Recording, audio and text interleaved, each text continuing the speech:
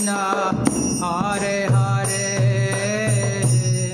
Hare Rama, Hare Rama, Rama Rama, Hare Hare, Hare Krishna, Hare Krishna, Krishna Krishna, Hare Hare, Hare Rama, Hare Rama, Rama Rama, Hare Hare, Hare Krishna, Hare Krishna, Krishna Krishna, Hare Hare, Hare Rama, Hare Rama, Rama Rama, Hare Hare, Hare Krishna, Hare Krishna, Krishna Krishna, Hare Hare, Hare Rama, Hare Rama,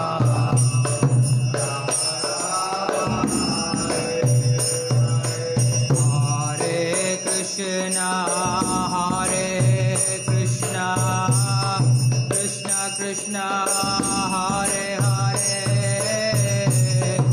Hare Rama, Hare Rama, Rama Rama, Hare Hare, Hare Krishna, Hare Krishna, Krishna Krishna, Hare Hare, Hare Rama, Hare Rama, Rama Rama, Hare Hare, Hare Krishna, Hare Krishna, Krishna Krishna, Hare Hare, Hare Rama, Hare Rama, Rama Rama, Hare Hare, Hare Krishna, Hare Krishna, Krishna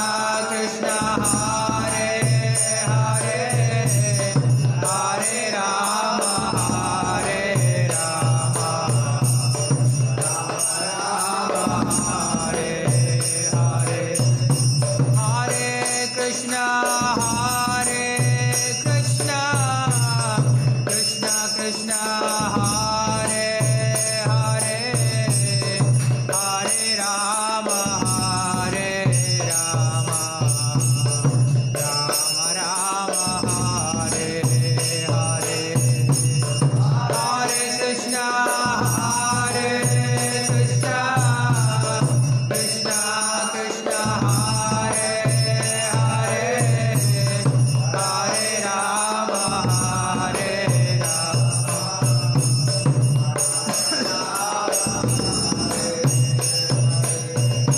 Hare Krishna, Hare Krishna, Krishna Krishna, Hare Hare, Hare Rama, Hare Rama, Rama Rama, Hare Hare, Hare Krishna, Hare Krishna, Krishna Krishna, Hare Hare, Hare Rama, Hare Rama, Rama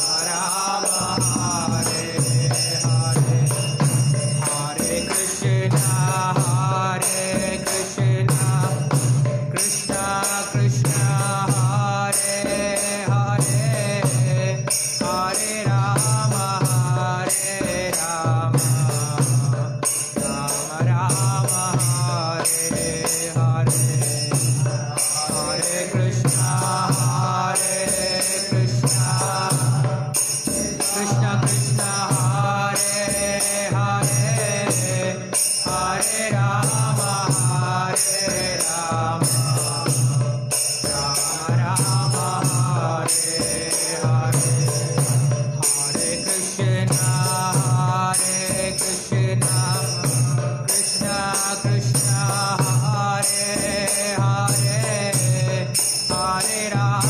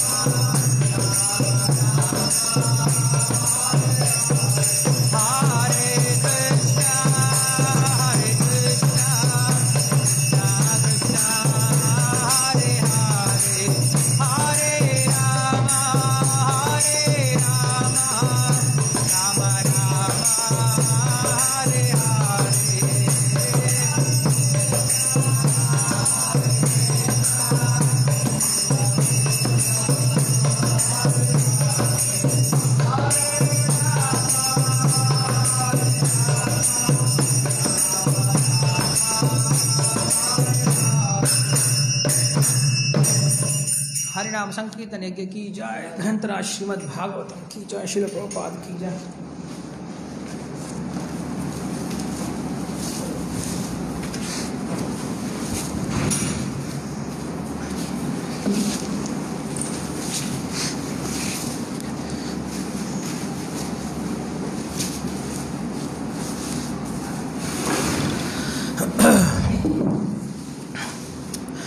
सर्वशास्त्राब्धि Piyusha सर्ववेदैक सत्फला सर्वसिद्धान्तरत्नाढ्या सर्वलोकैकदृक्पदा सर्वभागवत प्राणा श्रीमद्भागवत प्रभो कलिद्वन्द्वोदितादित्य श्रीकृष्णा परिवर्तिता परमानंद पाठाय प्रेमवर्षक्षरायते सर्वदा सर्वसेव्याय श्रीकृष्णाय नमोस्तुते।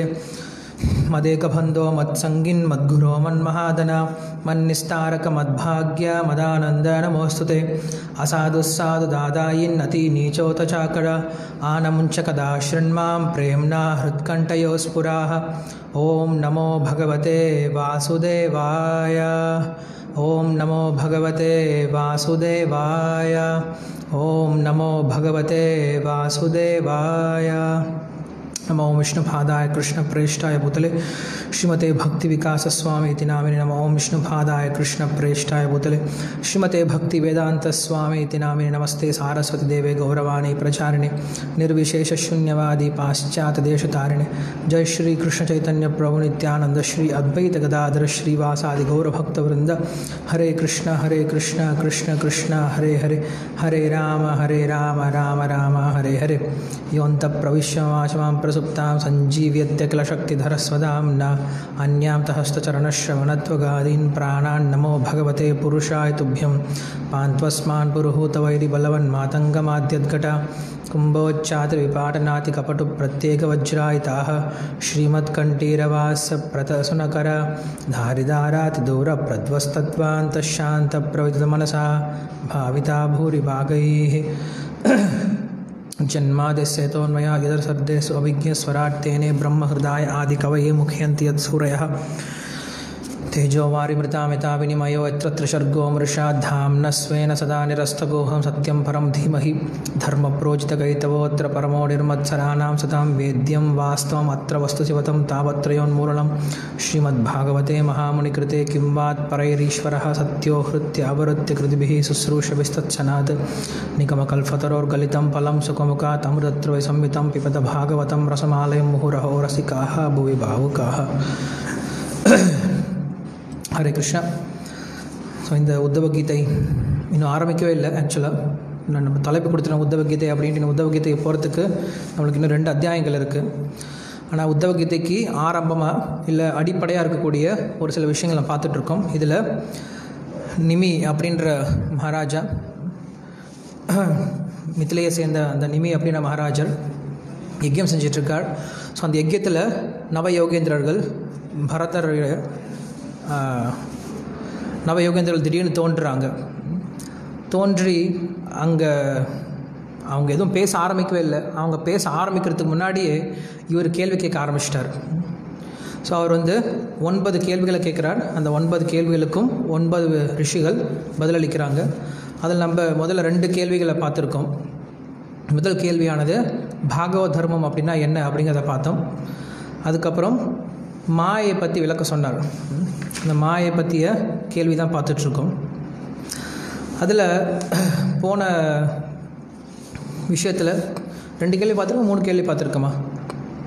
ஒன்று பாகவத தர்மத்தை பற்றி பேசணும். அதுக்கப்புறம் 2வது கேள்வி என்னது?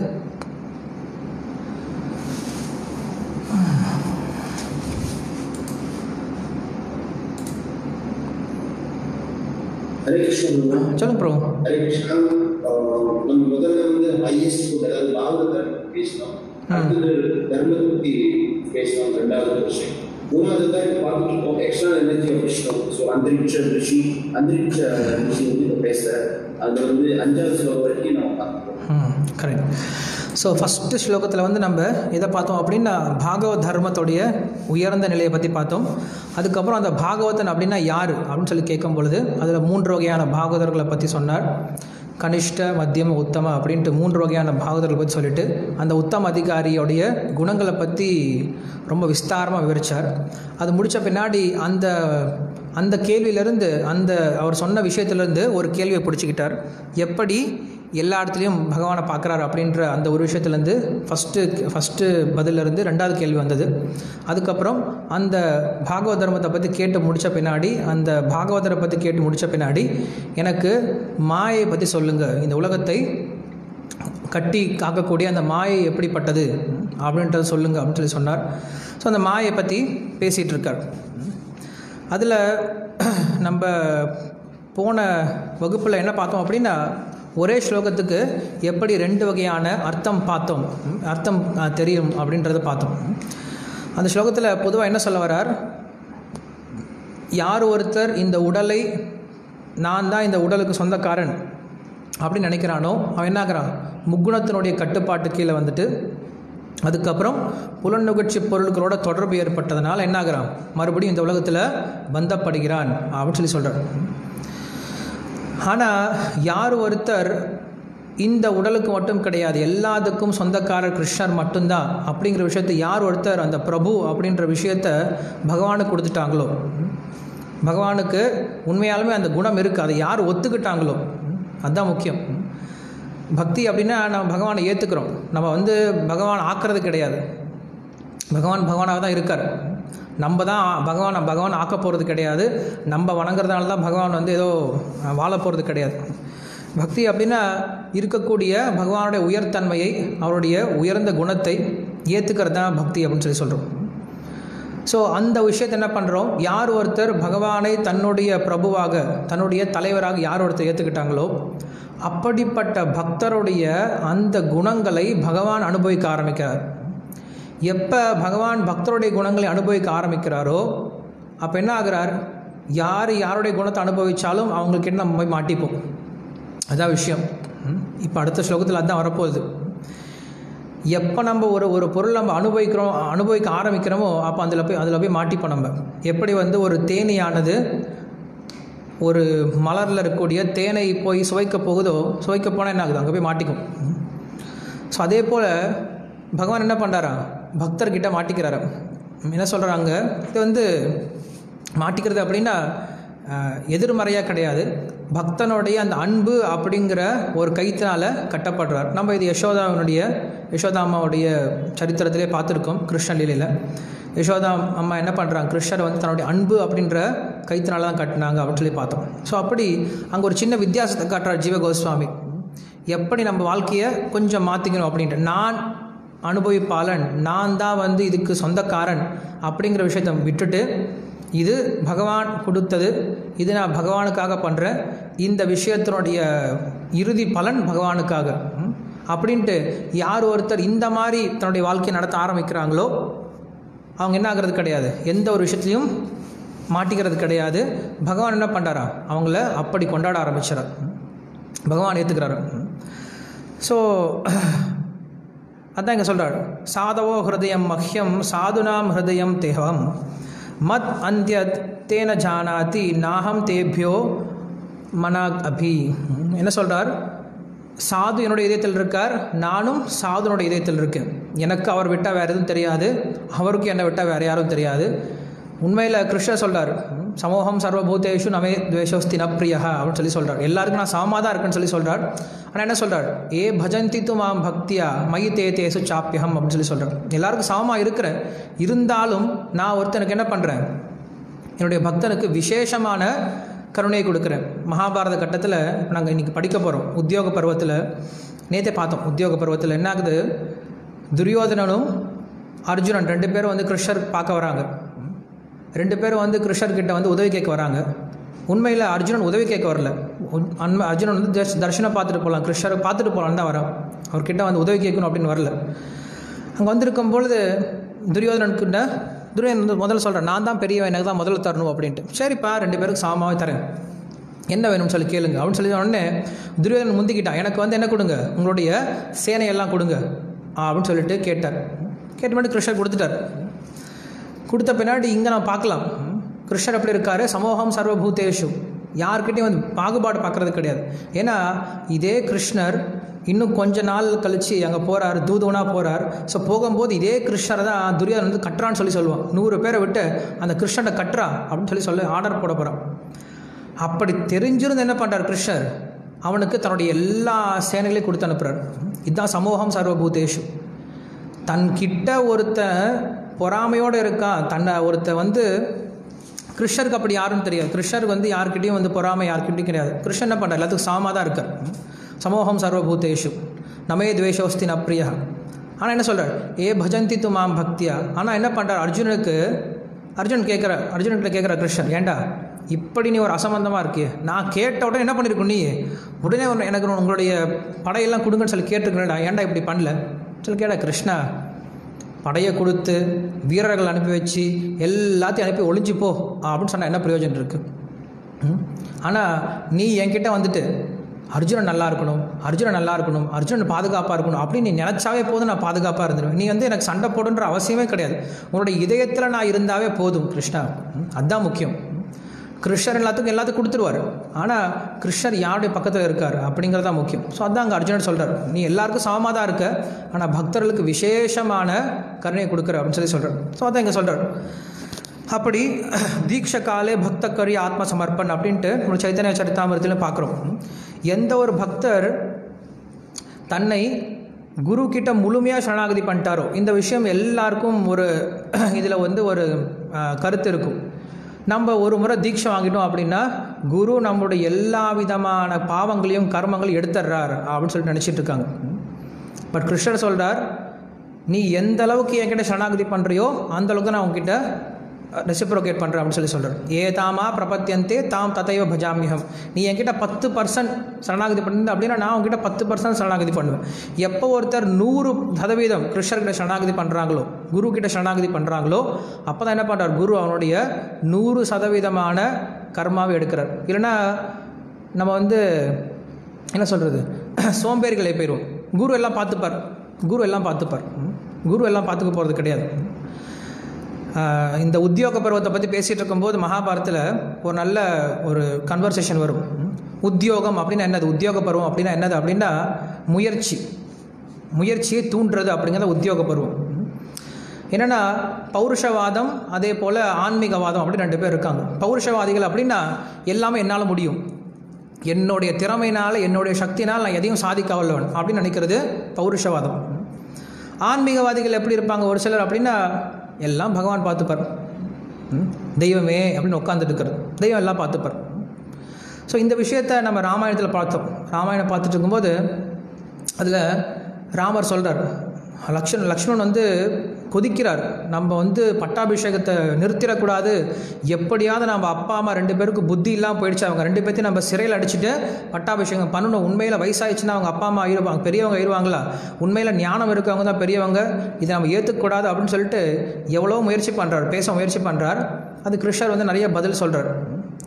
என்ன சொல்கிறார் அப்படின்னா,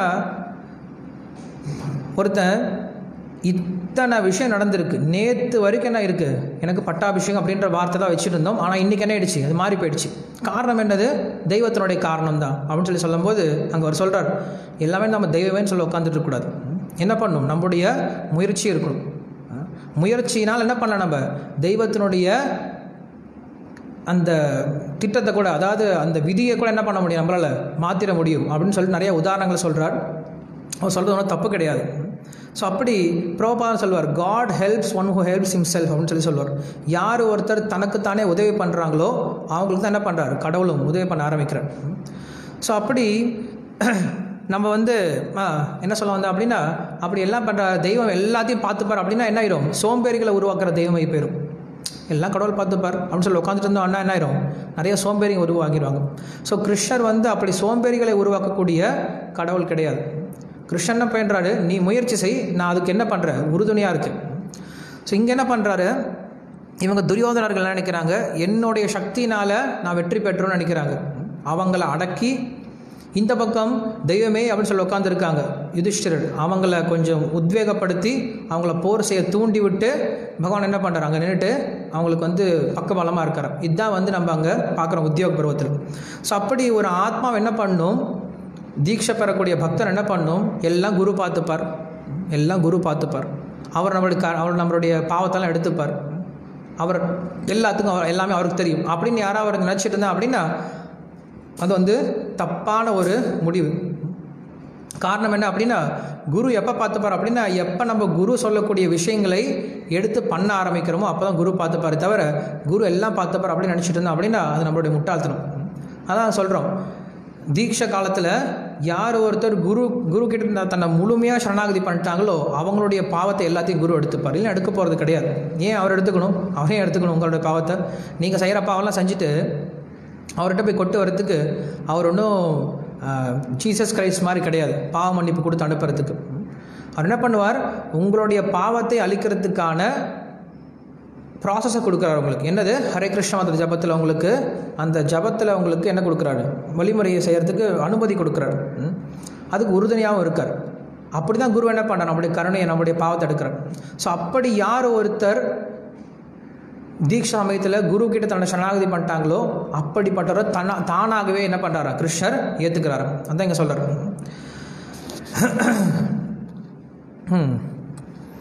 இதெல்லாம் நம்ம இன்னும் பார்க்க போகிறோம், குருவை பற்றி இன்னும் நிறையா பார்க்க போகிறோம். ஸோ அந்த ஸ்லோகத்தை என்ன சொல்கிறார் அப்படின்னா, அப்படி அவர் என்ன பண்ணுறாரு, குரு கிட்டேருந்து தீட்சை வாங்கின பின்னாடி அந்த குரு சொல்கிற மாதிரி அவர் எப்போ சேவை பண்ண ஆரம்பிக்கிறாரோ அப்போ என்ன ஆகுது, அவருடைய உடம்பு கூட ஆன்மீகமயமாகி போயிடுதான்.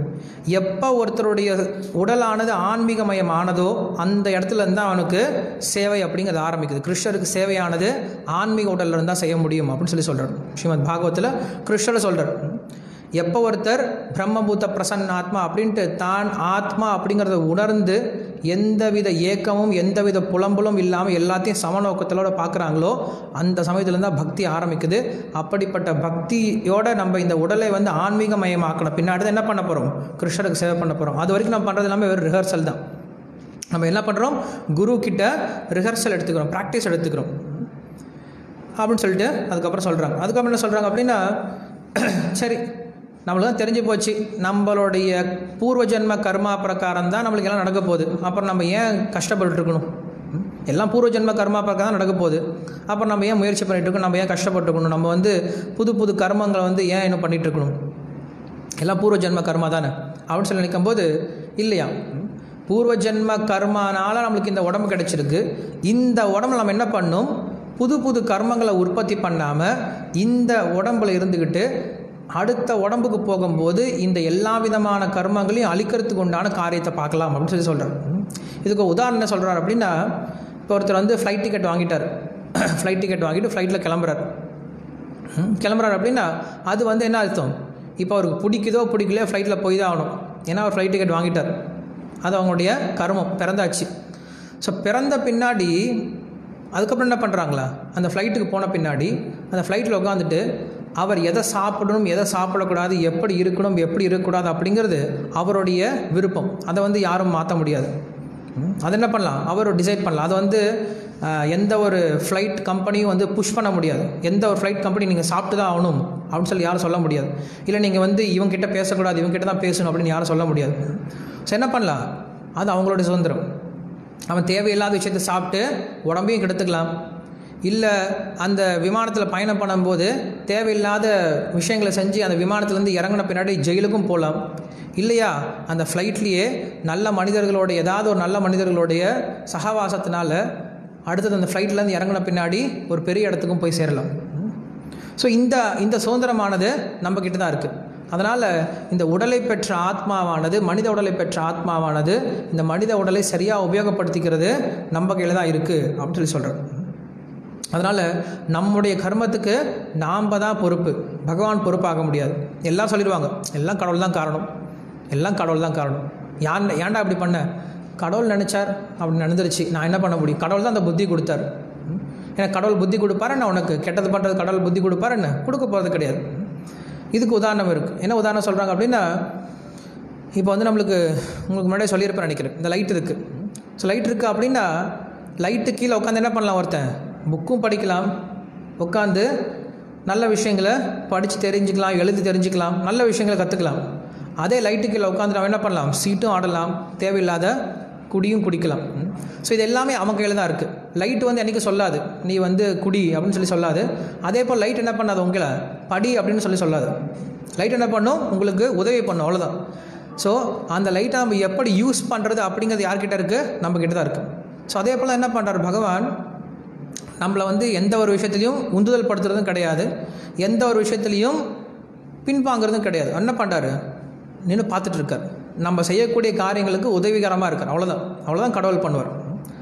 ஸோ அதனால் நம்முடைய கர்மத்துக்கு நம்முடைய அந்த சின்ன சுதந்திரம் தான் காரணம். அந்த சின்ன சுதந்திரத்தை ஏன் பகவான் எடுத்துக்கிறது கிடையாது? எடுத்துட்டார் அப்படின்னா நம்ம எல்லாம் ரோபோவை போயிடும். அப்படி ரோபோவாக வந்து நம்ம வந்து ஒரு மெஷின் மாதிரி பகவானுக்கு சேவை பண்ணுறது அவருக்கு விருப்பம் கிடையாது. நல்லா பண்ணுறார், நம்மளுக்கு ஒரு சின்ன சுதந்திரம் கொடுத்து அந்த சுதந்திரத்தினால என்ன பண்ணலாம், ஒருத்தர் மறுபடியும் பகவானுடைய சேவையில் வரணும் அப்படிங்கிறது அவர் எதிர்பார்க்குறதே தவிர ரோபாவாக வந்து நம்மளுக்கு சேவை பண்ணுறதுக்கு அவருக்கு விருப்பம் கிடையாது. ஆனால் இங்கே விஷயம் சொல்கிறார், ஜீவ கோஸ்வாமி சொல்கிறார், உண்மையில் என்ன தெரியும் பிரச்சனை, இந்த உலகத்துலேருந்து நமக்கு கிளம்பி போகாமல் இருக்கிறதுக்கு, இந்த உலகத்துலேருந்து நம்ம மோட்சம் அடையாமல் இருக்கிறதுக்கு ஒரே ஒரு காரணம் என்ன அப்படின்னா, நாம் இந்த உலகத்தை அனுபவிக்கலாம் அப்படின்ற ஒரு தவறான எண்ணம் மட்டும்தானே. அந்த ஒரு எண்ணம் மட்டும்தான் இன்னும் நமக்கு இருந்துகிட்டே இருக்குது. எந்த அளவுக்கு நம்ம கஷ்டப்பட்டாலும் நம்ம எல்லாருக்கும் இன்னும் ஒரே ஒரு எண்ணம் இருக்குது, எப்படியாவது இந்த உடலை அனுபவிச்சிடலாம், இந்த உடலை வச்சுக்கிட்டு நம்ம எப்படியாவது சந்தோஷமாக இருந்தாலான்னு சொல்லிட்டு என்ன பண்ணுறோம், இந்த ஆத்மா முயற்சி பண்ணிக்கிட்டே இருக்கான். ஸோ இந்த ஒரு முயற்சினால தான் என்ன ஆகுது, இந்த ஆத்மாவானது பலவிதமான பாவக்காரியங்கள் ஈடுபடுது. இந்த உலகத்தை அனுபவிக்கிற அப்படின்ற பேரில் பலவிதமான காரியங்கள் ஈடுபடுது.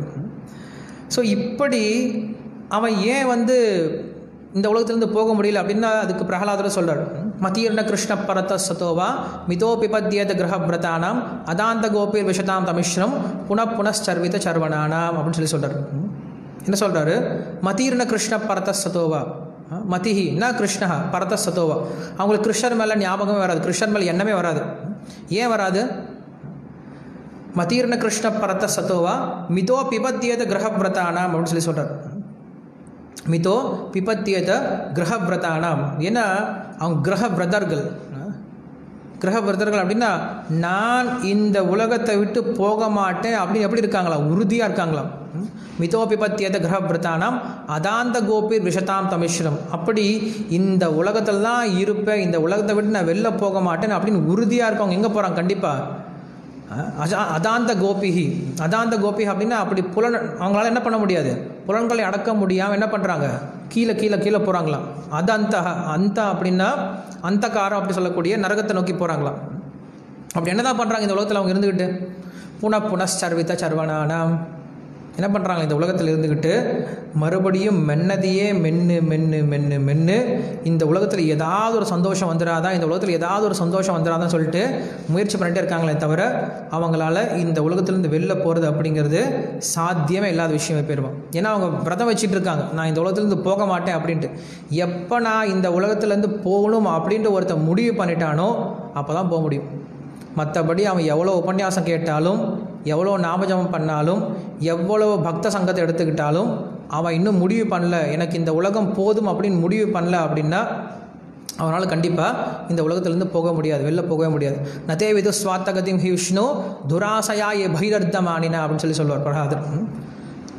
நதே விது ஸ்வார்த்தகதிம் ஹி விஷ்ணு. அவங்களுக்கு என்ன வராது, விஷ்ணு மேலே ஒரு நல்ல எண்ணமே வராது, ஒரு நல்ல அபிப்பிராயமே வராது. அந்த விஷ்ணு எப்படிப்பட்டவரா, ஸ்வ அர்த்தகதிம் அப்படின்னு சொல்கிறார்.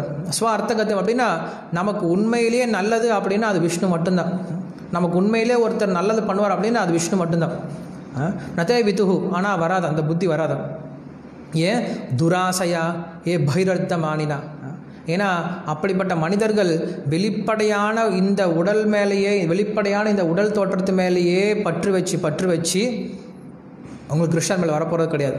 அதனால் எந்த அளவுக்கு நம்ம இந்த வெளி உலகத்து மேலே பற்று வச்சுருக்கோமோ, எந்த அளவுக்கு நம்ம இந்த வெளி உலகத்தில் இருக்கக்கூடிய இன்னும் பொருட்கள் அனுபவிக்கிறோம் அப்படின்னு நினைக்கிறோமோ அந்த அளவுக்கு நம்ம இன்னும் ஆன்மீகத்தில் முன்னேற போகிறது கிடையாது அப்படின்னு சொல்கிறார். அதுக்கப்புறம் சொல்கிறார், இத்தம் கர்ம கதிர் கச்சன் பகு அபத்ர புமான் அப்படின்னு சொல்கிறார். இப்படியாக என்ன பண்ணுறான், பல்வேறு ரூபங்கள் என்ன பண்ணுறானா, மறுபடியும் பிறக்கிறானா. புனரப்பி ஜனனம் புனரப்பி மரணம் புனரப்பி ஜனனே ஜட்டரே சயனம் இஹ சம்சாரே பகுதுத்சாரே கிருப்பயா பாஹே பாஹிமராரே அப்படின்னு சொல்கிற மாதிரி என்ன பண்ணுறான், மறுபடியும் பல்வேறு அம்மாக்களுடைய வயிற்றில் போய் வைக்கப்படுறான். என்ன சொல்கிறாரு, அபத்ர புமான் அப்படின்னு சொல்கிறார். அபத்ர புமான் அப்படின்னா துரதிருஷ்டவாசமாக என்ன பிறக்கிறான், பல்வேறு இடங்களில் பிறக்கிறானா. உண்மையில் பிறப்பு அப்படிங்கிற ஒரு துரதிருஷ்டம் அப்படின்னு சொல்கிறார். இங்கே சொல்கிறார், எப்படிப்பட்ட பிறப்பு துரதிருஷ்டம், எப்படிப்பட்ட பிறப்பானது அவனுக்கு மோட்சப்பாதை கூட்டு போகாதோ அப்படிப்பட்ட பிறப்பு. ஏன்னா சொல்லிட முடியாது நம்மளுக்கு எல்லா பிறப்பும் மோட்சத்தை கூட்டு போயிடும் அப்படின்ட்டு. அவன் பிறந்துட்டான் அப்படின்னா மறுபடியும் அவன் மோட்சம் போகிறதுக்கான காலம் தள்ளி வைக்கப்படுது. அவனுக்கு மறுபடியும் என்ன பண்ணுறான், மிருகமாக பிறந்து பல்வேறு உருவங்களில் சுற்றிடணும். மனுஷனாக பிறந்தால் கூட மறுபடியும் சொல்ல முடியாது எத்தனை பேர் இன்றைக்கி, எத்தனை பெற்றோர்கள் அவங்களுடைய குழந்தைகளை மோட்சத்துக்கு கூப்பிட்டு போகிறாங்க அப்படின்ட்டு. அதெல்லாம் பாகவத்தில் நம்ம சொல்கிறாங்க, தயவு செஞ்சு நீங்கள் அப்பா அம்மா ஆகாதீங்க, குரு ஆகாதீங்க, ராஜாவாகாதீங்க. உங்களை சார்ந்து இருக்கவங்களை நீங்கள் மோட்சம் கூட்டிகிட்டு போகலை அப்படின்னா நீங்கள் இதெல்லாம் ஆகாதீங்கன்னு சொல்கிறார். ஏன்னா அவங்களுக்கு நம்ம செய்யக்கூடியது பெரிய பாவம். இந்த உலகத்துக்கு ஒரு ஆத்மாவை கூட்டிகிட்டு வந்துட்டு நான் உன்னை காப்பாற்றுறேன், நான் தான் உனக்கு எஜமானன் அப்படின்னு சொல்லிட்டு நம்ம தாய் தந்தையோ இல்லை குருவோ இல்லை ஒரு ராஜாவோ நினச்சி என்ன பண்ணுறான், அவங்கள ஆட்சி செய்ய ஆரம்பிக்கிறோம். அப்படி ஆட்சி செய்யும் போது அவங்கள நம்ம மோட்சத்தை கூட்டிகிட்டு போகலாம் அப்படின்னா உண்மையில் நம்ம அவங்களுக்கு பெரிய பாவம் பண்ணுறோம். அதனால் தயவு செஞ்சு அதை பண்ணாதீங்க அப்படின்னு சொல்லுது நம்மளுக்கு ஸ்ரீமத் பாகவதம். ஸோ என்ன பண்ணுறான், in this he will wonder, என்ன பண்ணுறான், இந்த உலகம் அழியிற வரைக்கும் என்ன பண்ணுறானா, சுற்றிக்கிட்டே இருக்கானா. அபத்ர அப்படின்னு சொல்கிறார். ஒரு பிறப்பு அப்படிங்கிறதே ஒரு பத்ரம் அப்படின்னா என்ன சொல்கிறது, ஒரு மங்களகரமானது அப்படின்னு சொல்கிறோம். அபத்ர அப்படின்னா இப்படி அமங்கலம் இல்லாமல் அமங்கலமான வகையில் என்ன பண்ணுறான், பல்வேறு ரூபங்களை பிறந்துகிட்டே இருக்கான். நம்ம நினச்சிட்டு இருக்கோம் பிறப்பு அப்படிங்கிறத பெருசாக கொண்டாடுறோம். ஒருத்தர் பிறந்துட்டாங்க அப்படின்னா பயங்கரமாக கொண்டாடுறோம், பிறந்துட்டாங்க குழந்தை பிறந்திருக்கு அப்படின்ட்டு. பட் உண்மையில் கொண்டாடுறதுக்கு ஒன்றும் கிடையாது. யார் கொண்டாடலாம் அப்படின்னா யார் ஒருத்தர் அந்த குழந்தையுடைய மதிப்பு தெரிஞ்சு அந்த குழந்தைய மறுபடியும் கிருஷ்ணருடைய சேவையில் ஈடுபடுத்துகிறாங்களோ அவங்க கொண்டாடலாம். இல்லைன்னா மறுபடியும் அது ஒரு துக்ககரமான விஷயந்தான், இந்த உலகத்துக்கு கொண்டு வந்து அந்த குழந்தைய நம்ம கஷ்டப்படுத்த போகிறோம் அப்படிங்கிறது அர்த்தம்.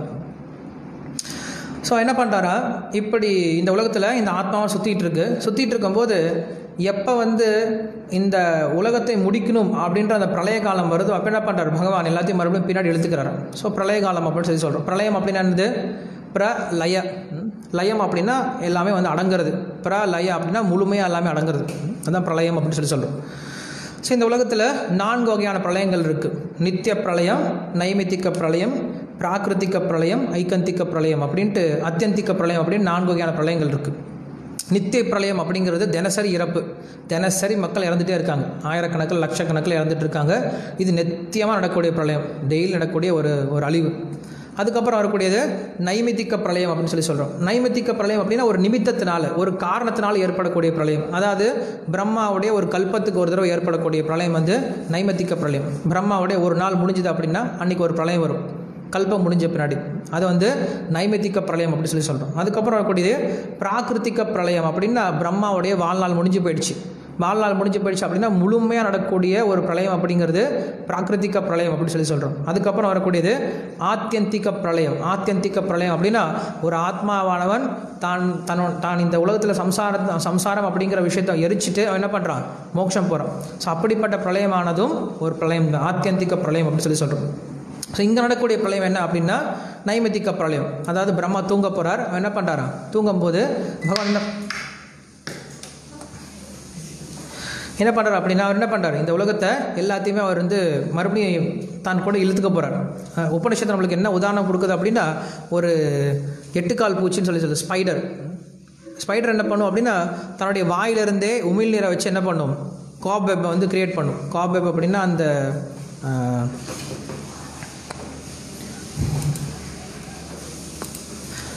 அந்த 8 கால் பூச்சி என்ன பண்ணும், அந்த சிலந்தையை வந்து கட்டும். சிலந்தையை கட்டின பின்னாடி அதுக்குள்ளே தன்னுடைய இறையெல்லாம் வச்சு சாப்பிட்டுட்டு அதுக்குள்ளே சுற்றிட்டு இருக்கும். கொஞ்ச நாள் கழிச்சு என்ன பண்ணிடும், அந்த சிலந்தியை என்ன பண்ணும், தன்னுடைய வாயினால் மறுபடியும் எல்லாத்தையும் உள்ளே இழுத்துரும். அந்த மாதிரி என்ன பண்ணுறார் பகவான், தனக்குள்ளேருந்து தன்னுடைய சக்தினால் எல்லாத்தையும் உருவாக்கிட்டு கொஞ்ச நாள் சான்ஸ் கொடுத்து பார்க்குறாரு. இவங்க யாரும் ஒன்றும் மறுபடியும் செய்கிற மாதிரி தெரியல. ஸோ பிரம்மாவுக்கு நேலமை போயிடுச்சு. பிரம்மா தூங்க போகிறார். அந்த டைமில் என்ன பண்ணுறார், மறுபடியும் எல்லாத்தையும் உள்ளே போட்டார். அப்படி அவர் இந்த உலகத்தை அழிக்கும் போது எப்படி நடைபெறுது, அந்த உலகத்தினுடைய பிரளயம் எப்படி நடைபெறுது அப்படிங்கிற விஷயத்தை இங்கே வர்ணிக்க ஆரம்பிக்கிறார். என்ன ஆகுமா, இந்த பிரளயத்தினுடைய இந்த கலியுகத்தினுடைய கடைசியில் எப்படி இருக்கும் அப்படின்னு சொல்கிறார். நாங்கள் மகாபாரதம் படிச்சுட்டு இருக்கும்போது இந்த மகாபாரதத்தில் மார்க்கண்டிய ரிஷி வந்து சேருவார். இவங்க வனத்தில் இருக்கும்போது பாண்டவர்கள் மார்க்கண்டிய ரிஷி அங்கே வருவார். ஸோ வரும்போது அந்த மார்க்கண்டிய ரிஷிக்கிட்ட இந்த கேள்வி தான் கேட்பார். யுதிஷ்டிரர் கேட்பார், பிரளயம் எப்படி நடைபெறும், அந்த பிரளயத்தை பற்றி எனக்கு சொல்லுங்கள். ஏன்னா நீங்கள் வந்து சிரஞ்சீவியாக இருந்திருக்கீங்க, பல்வேறு யுகங்களை நீங்கள் பார்த்துருக்கீங்க. ஸோ இந்த பிரளயம் எப்படி நடைபெறும் அந்த விஷயத்தை சொல்லுங்கன்னு சொல்லும்போது பிரளயத்தை பற்றி அங்கே விஸ்தாரமாக சொல்லுவார், பிரளயம் எப்படி நடைபெறும் அப்படின்ட்டு. அந்த பிரளயத்துக்கு முன்னாடி இந்த கலியுகத்தினுடைய முடிவு எப்படி இருக்கும் அப்படின்னு சொல்லுவார். ஸோ அந்த கட்டம்லாம் படித்தோம் அப்படின்னா இப்போ நம்ம நேராக பார்க்கலாம் அந்த கலியுகம் எப்படி இருக்குது அப்படிங்கிறது. அன்றைக்கி அப்படி இருந்துச்சா இல்லையான்னு தெரியல, ஆனால் இன்னைக்கு கலியுகம் அப்படி தான் இருக்குது அப்படிங்கிறத நம்ம அன்றைக்கே படித்து தெரிஞ்சுக்கலாம். ஸோ அப்படி என்ன பண்ணுறாங்க, பிரளயத்தை பற்றி சொல்லும் பொழுது முதல்ல என்ன ஆகுமா, இந்த பிரளயம் வந்துடுச்சு அப்படின்னா ஃபஸ்ட்டு வந்து உணவு தட்டுப்பாடு ஏற்பட ஆரம்பிச்சிடும். மக்களுக்கு சாப்பிட்றதுக்கு எதுவுமே இருக்காது, ஒருத்தர் அடித்து சாப்பிட ஆரம்பிச்சிருவாங்க. அப்படி வந்து மனிதர்கள் எல்லாமே நரமாம்சம் சாப்பிடக்கூடியவர்கள் ஆகி போயிடுவாங்களாம். அதுக்கப்புறம் என்ன ஆகும், பயங்கரமான வெயில் அடிக்க ஆரம்பிச்சிடும். அங்கே மழையே இருக்காது. 100 வருஷத்துக்கு மழையே இல்லாமல் வெயில் போட்டு கொளுத்து எடுக்குமா. அப்படி வெயில் போட்டு கொளுத்து எடுக்கும்போது என்ன ஆகும், அந்த சூரியன்லேருந்து வரக்கூடிய வெப்பமானது கொஞ்சம் கொஞ்சமாக சுற்றி இருக்கக்கூடிய எல்லா விதமான செடி கொடியிலேருந்து எல்லாத்தையும் எரித்து பஸ்மமாக கீழே தள்ளிடும். அதுக்கப்புறம் என்ன ஆகும், மனிதர்களால் யாரும் உயிர் வாழ முடியாது. அதுக்கப்புறம் கீழேருந்து மறுபடியும் நெருப்பு வர ஆரம்பிக்கும், பாதாள லோகத்தில் நெருப்பு வர ஆரம்பிக்கும். ஸோ மேலேருந்து நெருப்பு, சூரியன் இருக்கக்கூடிய நெருப்பு, அங்கே வந்து எல்லா ஆதித்யர்கள், துவாதச ஆதித்யர்கள், 12 ஆதித்யர்கள் வந்துடுவாங்களாம். எல்லா சூரியன் என்ன பண்ணும், ஒரே சமயத்தில் இந்த பூமியை வந்து எரிக்க ஆரம்பிக்கும். கீழே பாதாள லோகத்திலேருந்து சங்கர்ஷன் என்ன பண்ணுவார், அவர் வந்து நெருப்பை கொடுக்குறார். ஸோ அப்போ என்ன ஆகும், இந்த உலகம் முழுக்க எரிய ஆரம்பிக்குது. ஸோ மொத்த உலகமும் முழுக்க எரிஞ்ச பின்னாடி அதுக்கப்புறம் என்ன பண்ணுறாரு, சம்பர்த்தக அப்படின்ற அந்த மேகத்தை வந்து அனுப்புகிறார். அந்த சம்பர்த்தக அப்படின்ற மேகமானது ஒவ்வொரு துளியோட தண்ணீரும் எப்படி இருக்கும், ஒவ்வொரு பெரிய பெரிய தூண் மாதிரி வந்து விழுமா. ஸோ அப்படி என்ன பண்ணும், அப்படிப்பட்ட ஒரு மழை பெய்யுமா. அப்படிப்பட்ட மழை வந்து 100 வருஷம் பெய்யும். முதல்ல நெருப்பு நாள் முடிச்சிட்டார்.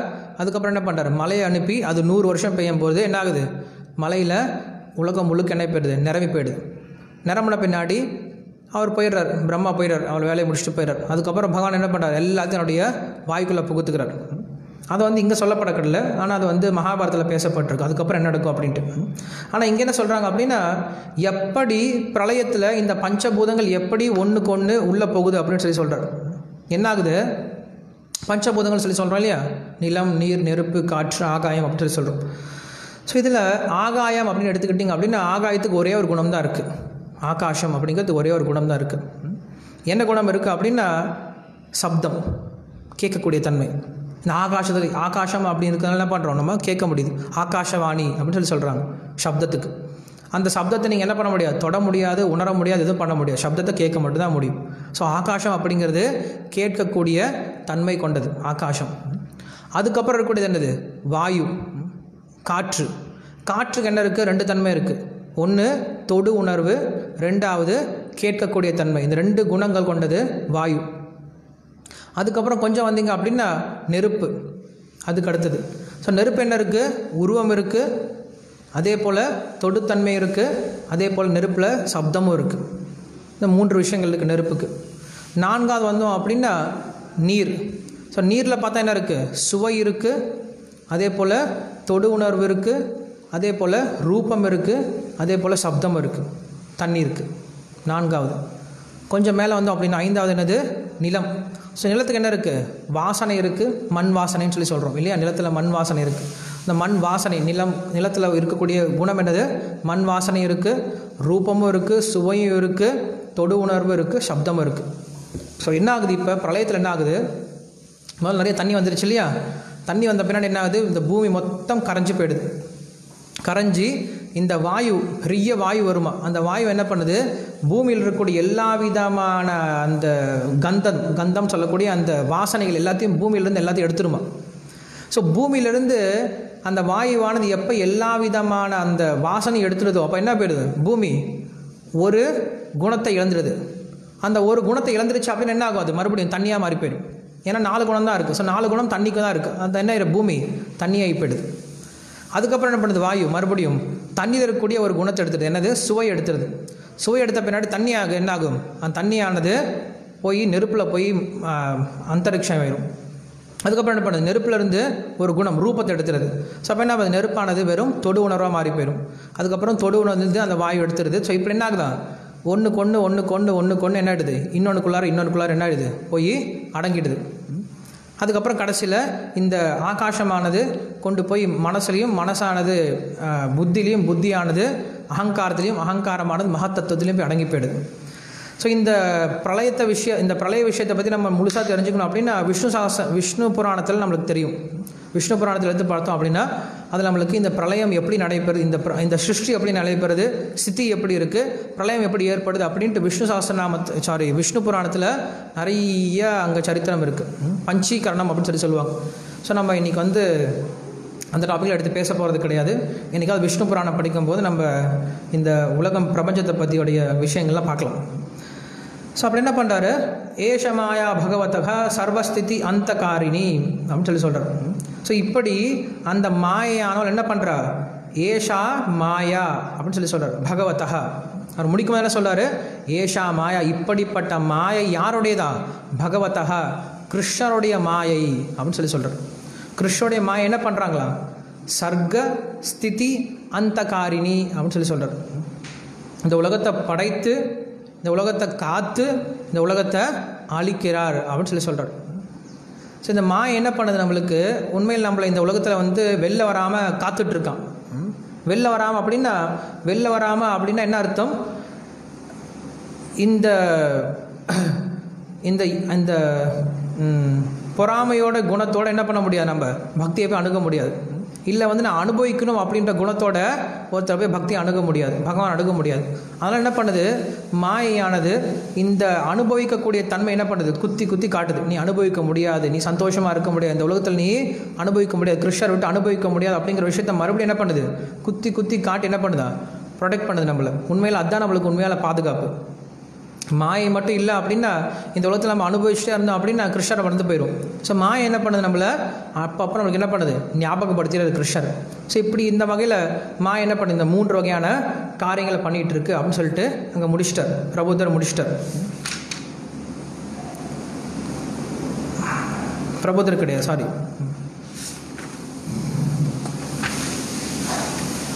ஸோ இந்த கேள்வியை முடித்த பின்னாடி அதுக்கப்புறம் அவரே கேட்குறாரு, சரிப்பா நான் இப்போ உனக்கு மாயை பற்றி சொல்லி கொடுத்துட்டேன், இன்னும் எதாவது கேட்க விரும்புறியா நீ அப்படின்னு சொல்லிட்டு அவரே கேட்குறாரு. காரணம் என்ன அப்படின்னா, நீ இன்னும் ஒரு கேள்வி கேட்கணுமே, ஏன்னா இவ்வளோ நேரம் கேட்டதெல்லாம் பத்தாது, இன்னும் ஒரு கேள்வி நீ கேட்கல அப்படின்னா நீ கேட்ட கேள்விக்கு பிரயோஜனம் கிடையாது. என்னது, இப்படிப்பட்ட மாயிலிருந்து நான் எப்படி வெளியில் வருது அப்படின்ற கேள்வி கேட்கணும். நீ வெறும் மாயை பற்றி தெரிஞ்சுக்கிட்டா பத்தாது, அந்த மாயிலிருந்து எப்படி வெளில வரணும் அப்படிங்கிற விஷயம் தெரிஞ்சுக்கணும். அதனால் என்ன பண்ணு, இவர் என்ன பண்ணுறாரு, இந்த விஷயம் என்ன பண்ணுறாரு, கொஞ்சம் கூட இவர் பொறுக்காமல் என்ன பண்ணுறாரு, இதுக்கு முன்னாடி ராஜா கேட்டு பதில் சொல்லிட்டு இருந்தார், இப்போ இவர் கேட்குறாரு, இன்னும் ஏதாவது நீ தெரிஞ்சுக்க விரும்புறியா அப்படின்னு என்ன அர்த்தம், ராஜாவே நீ கேள்வி கேளு, இப்போ கேளு, நீ கேளு, என்ன கேள்வி கேட்கணும், இந்த மாயிலிருந்து நான் எப்படி வெளிப்படுறது அப்படின்ற கேள்வியை கேளு அப்படின்னு சொல்ல போகிறார். ஸோ அதுக்கப்புறம் ராஜா மறுபடியும் அதே கேள்வியை கேட்குறாரு. என்ன கேள்வி கேட்குறாரு, துஸ்தாரம் அக்ருத ஆத்மபிஹி அஞ்சனாக ஸ்தூலதீஹி அப்படின்ற 2 வார்த்தைங்க ரொம்ப முக்கியமான வார்த்தை அடுத்த ஸ்லோகத்தில். இந்த ஸ்லோகமானது 17வது ஸ்லோகம், 3வது அத்தியாயத்தில் வரக்கூடிய 17வது ஸ்லோகம். 17வது ஸ்லோகத்தில் அவர் என்ன சொல்கிறாரு, யார் ஒருத்தர் புலன்களை அடக்கலையோ அவங்களால தாண்ட முடியாத, அவங்களுக்கு ரொம்பவும் கடினமான இந்த மாயை அப்படின்னு ஒரு குணம் சொல்கிறார். என்ன சொல்கிறாரு, துஸ்தாரம் அக்ருத்த ஆத்மபிஹி அப்படின்னு சொல்லுவார்த்தர். ஆத்மபிஹி அக்ருத்த ஆத்மபிஹி அப்படின்னு சொல்கிறார். இங்கே நம்மளுக்கு ஒரு விஷயம் புரியுது. என்ன சொல்கிறாரு, யார் ஒருத்தரால் சுய கட்டுப்பாடு இல்லையோ, புலனடக்கம் இல்லையோ, அவங்களுக்கு மாயையானது வெல்வதற்கரியது அப்படிங்கிற ஒரு விஷயம் சொல்கிறார். அதுக்கப்புறம் என்ன பண்ணுறாரு, அதுக்கு நேர்மாறாக ஒரு விஷயம் கேட்குறாரு. என்ன சொல்கிறாரு, அஞ்சாக ஸ்தூல தீயாக அப்படின்னு சொல்கிறார். என்ன அர்த்தம் அப்படின்னா, அஞ்சாக, இந்த வார்த்தை நம்ம முன்னாடியே கேள்விப்பட்டிருக்கோம், 2வது அத்தியாயத்தில் கேள்விப்பட்டிருக்கோம். அஞ்சாக அப்படின்னா ரொம்ப எளிமையாக, ஸ்தூல தீஹி அப்படின்னா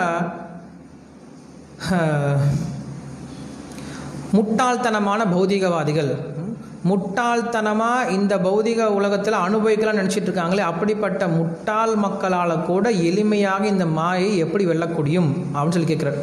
ஏன்னா புத்திசாலிகள் அப்படின்னா அவர் கேள்வி கேட்கவே தெரியல. புத்திசாலிகளுக்கு அவங்க சுயம் புத்திசாலிகள், அவங்கள பற்றி நம்ம யோசிக்க தேவையில்லை, ஏன்னா அவங்களே வெளில போயிடுவாங்க.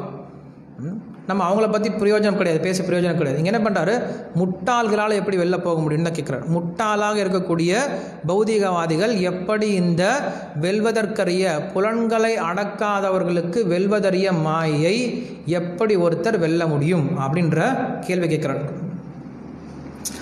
ஸோ இந்த கேள்விக்கான பதில் 18வது ஸ்லோகத்திலேருந்து 33வது ஸ்லோகம் வரைக்கும் போகும். நம்ம இன்றைக்கி எத்தனை ஸ்லோகம் பார்க்க முடியுமோ அத்தனை ஸ்லோகம் மட்டும் தான் பார்க்க போகிறோம். 33 ஸ்லோகம் இன்றைக்கி பார்க்க போகிறது கிடையாது. ஸோ அதில் என்ன சொல்கிறாரு, அஞ்சாக ஸ்தூல திஹி அப்படின்னு சொல்லும்போது அந்த ஸ்தூல அப்படின்ற வார்த்தைக்கு ஆச்சாரியர்கள் வித்தியாசமான அங்கே பொருள் கொடுக்குறாங்க. என்ன பொருள் கொடுக்குறாங்க அப்படின்னா, இந்த உலகத்திலே இருந்துக்கிட்டு புண்ணிய காரியங்கள் பண்ணிகிட்டு இருக்காங்க இல்லையா, நானும் ஆன்மீக காரியம் பண்ணுறேன்னு சொல்லிட்டு நிறைய பேர் புண்ணிய காரியம் பண்ணுறாங்க இல்லையா, அவங்களும் முட்டாள்கள் அப்படின்னு சொல்கிறார். உண்மையில் அவன் மாயையினுடைய கட்டுப்பாட்டில் இருந்துக்கிட்டு அவன் பாப்ப காரியங்களை பண்ணுறவங்கள பற்றி பேசவே கிடையாதான். ஏதோ ஓரளவுக்கு புண்ணியம் பண்ணலாம், புண்ணிய கர்மங்களை பண்ணலாம் அப்படி பண்ணிகிட்டு இருக்காங்க இல்லையா, அப்படிப்பட்ட முட்டாள்கள் அப்படின்னு சொல்கிறார் ஜீவகோஸ்வாமி. ஸோ அப்படிப்பட்ட முட்டாள்கள் என்ன பண்ணுறாங்க, இந்த உலகத்தை அனுபவிக்கிறதுக்காகவே அந்த புண்ணிய காரியங்கள்லாம் பண்ணுறாங்களாம். இருந்தாலும் அவங்க முட்டாள்கள் தான். ஏன்னா இந்த உலகத்தில் எதுவும் அனுபவிக்க முடியாது, அது தெரிஞ்சிருந்து என்ன பண்ணுறாங்க, இந்த உலகத்தை அனுபவிக்கிறதுக்காக நிறைய காரியங்களை பண்ணுறாங்க. ஸோ அவங்கள முட்டாள்கள் அப்படின்னு சொல்கிறார். ஒன்று, சாஸ்திரமே புரியாமல் வெளியில் ஒருத்தர் அனுபவிச்சுட்டு இருக்கான் அப்படின்னா, அட்லீஸ்ட் அவனுக்கு சாஸ்திரம் தெரியாது, என்ன பண்ணுறான், ஏதோ பாவ காரியங்களை பண்ணிகிட்டு இருக்கான், இந்த உலகத்தை அனுபவிக்கிறதுக்கு முயற்சி பண்ணிகிட்டு இருக்கான். அவனை முட்டாள் கூட சொல்ல முடியாது. அவனை நம்ம கண்டுபிடிச்சா போயிட்டு இருக்கு மண்ண. ஸோ வெளியில் இருக்கவங்க அந்த பாவ காரியங்களை தான் செய்கிறது பாவம்ட்டு தெரியாமல் பண்ணிகிட்டு இருக்காங்க அப்படின்னு அவங்கள முட்டாள்னு சொல்ல முடியாது, அவங்கள மிருகம் சொல்லலாம். ஆனால் இப்படிப்பட்டவங்க என்ன பண்ணுறாங்க, வேதத்தில் இருக்கக்கூடிய ஒரு சில கர்ம காண்டங்களை தெரிஞ்சுக்கிட்டு அவங்க என்ன நினைக்கிறாங்க, இதை செஞ்சேன் அப்படின்னா நான் இந்த உலகத்தில் சந்தோஷமாக இருக்கலாம், இந்த புண்ணியம் பண்ண நான் சந்தோஷமாக இருக்கலாம்னு சொல்லிட்டு முயற்சி பண்ணுறாங்க இல்லையா. ஆனால் அவங்களால அந்த வேதத்தை கொஞ்சம் திருப்பி பார்த்தாங்க அப்படின்னா அதிலே சொல்லியிருக்கு இந்த வேதமானது துன்பமயமானது அப்படின்ட்டு, அதை அவங்களால புரிஞ்சிக்க முடியலையே. அதனால் சொல்கிறாரு அவங்கள முட்டாள் அப்படின்னு சொல்கிறார். என்ன உபனிஷத்து?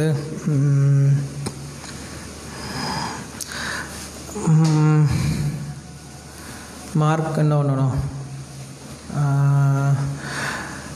முண்டக உபனிஷத்து. முண்டக உபனிஷத்தில் என்ன சொல்கிறது அப்படின்னா, ஒருத்தர் என்ன பண்ணுறான், இந்த உலகத்தில் தன்னை ரொம்ப புத்திசாலின்னு நினச்சிட்டு பல்வேறு விதமான புண்ணிய காரியங்கள் ஈடுபடுறான். அப்படிப்பட்டவன் என்ன சொல்கிறாரு, குருடன் போய் மற்ற குருடங்களை கொண்டு போய் டிச்சில் தள்ளுறவன் என்ன பண்ணுறான், அப்படிப்பட்ட குருடன் மற்றவர்கள் என்ன பண்ணுறா, கொண்டுட்டு போய் இந்த மறுபடியும் இந்த ஜட உலகம் அப்படின்னு டிச்சில் தள்ளி விட்டுறான். ஸோ அவங்களுக்கும் புத்தி இல்லை அப்படின்னு சொல்லிட்டு அங்கே சொல்லுவாங்க, அந்த முண்டக உபனிஷத்தில் சொல்லுவாங்க. ஸோ அதே போல் இங்கே என்ன சொல்கிறாரு, யார் ஒருத்தர் இந்த உலகத்தை அனுபவிக்கலாம் அப்படின்ற நினைப்போட புண்ணிய காரியங்களை பண்ணிகிட்டு இருக்காங்களோ அவங்க முட்டாள்கள். அதுதான் ஸ்தூலக அப்படின்னு சொல்லி சொல்கிறார். ஸ்தூல தீஹி அப்படின்னு சொல்லி சொல்கிறார். அவங்க புத்திசாலிகள் தான். தீ அப்படின்னா புத்தி இருக்குது, ஆனால் ஸ்தூல புத்தி, அவங்களுக்கு வந்து சூக்ஷமான புத்தி கிடையாது, இல்லை வந்து சத்துவகுணத்தில் இருக்கக்கூடிய புத்தி கிடையாது, ஸ்தூலமான புத்தி அப்படின்னு சொல்லி சொல்கிறார். நம்ம புத்தியிலே நிறைய வகை இருக்குது இல்லையா, நம்ம புத்தியிலே பார்க்குறோம்.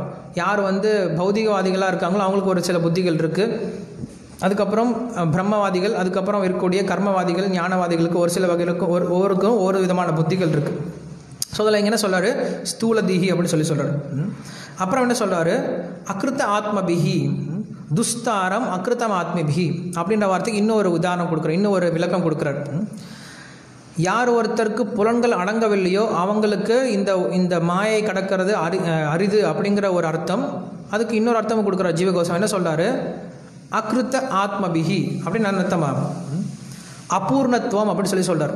இந்த உலகத்தில் பூர்ணத்துவம் அடையாத ஆத்மாக்களுக்கு அந்த பகவானை அடைவது கஷ்டம் அப்படின்னு சொல்லி சொல்கிறார். பூர்ணத்துவம் அப்படின்னு என்ன சொல்கிறாரு, வாழ்க்கையே எம்டியாக இருக்கும் அவங்களுக்கு, வாழ்க்கையே எம்டியாக இருக்கும் அவங்களுக்கு. வாழ்க்கை எம்டியாக இருக்குதுன்னா என்ன அர்த்தம், ஒருத்தனுக்கு வாழ்க்கை எப்போ திறமை எம்டியாக இருக்கும், அவனுக்கு உண்மையான பொருள் கிடைக்கிற வரைக்கும் வாழ்க்கை எம்டியாக தான் இருக்கும்.